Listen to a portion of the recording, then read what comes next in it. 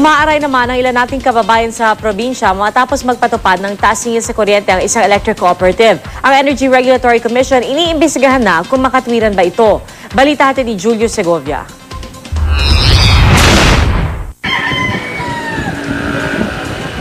Nag-aalboroto rin sa taas singil sa kuryente ang ilang residente ng Lipas City na sineserbisyohan ng Batangas Electric Cooperative 2 o Batelec 2. Umaaray sila sa halos 2 piso kada kilowatt-hour na generation rate hike na ipinatupad noong isang buwan. Katumbas kasi ito ng halos 400 pisong dagdag singil kung 200 kilowatt-hour ang konsumo sa kuryente.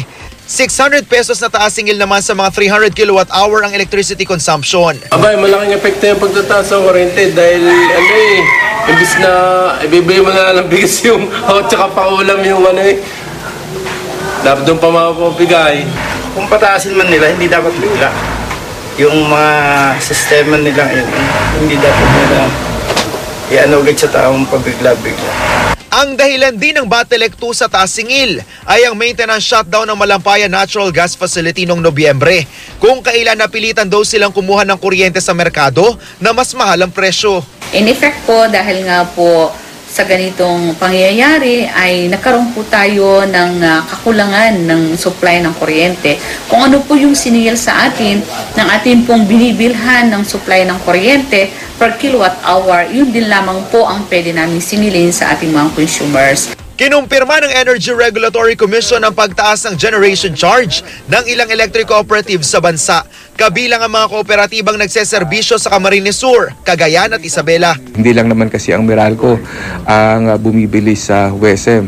Mayroong mga ibang distribution utilities na maaaring bumili din sa WESM dahil ang kanilang supplier ay isa doon sa mga generation companies na na-shutdown. Pero pinasisilip din ng ERC kung makatwiran ang ipinatupad na taas singil sa generation cost ng ilang electric cooperatives. Lalo't may ilang kooperatiba na umabot sa 6 na piso kada kilowatt-hour ang power rate hike noong isang buwan. Ang isasama lamang nila dyan ay yung talagang kanilang gastos nung nakaraang buwan. At yung kanilang gastos mula sa WESM, kung ito'y suportado ng mga resibo o yung power bill na natanggap nila mula sa WESM. Pero hindi gaya sa power rate hike ng Meralco na pansamantalang ipinatigil ng Korte Suprema. Itinuloy ang dagdag singil ng ibang electric cooperatives. Wala naman daw kasing dumulog sa Korte para ipatigil ito at wala ring humiling sa komisyon na gawing pautay-utay ang pagpapatupad nito. Sisikapin daw ng ERC na mailabas ang preliminary report ng isinasagawang investigasyon kaugnay sa power rate hike bago sila humarap sa oral arguments ng Korte Suprema at pagdinig ng Kongreso na parehong nakatakda sa susunod na linggo. Julio Segovia, GMA News.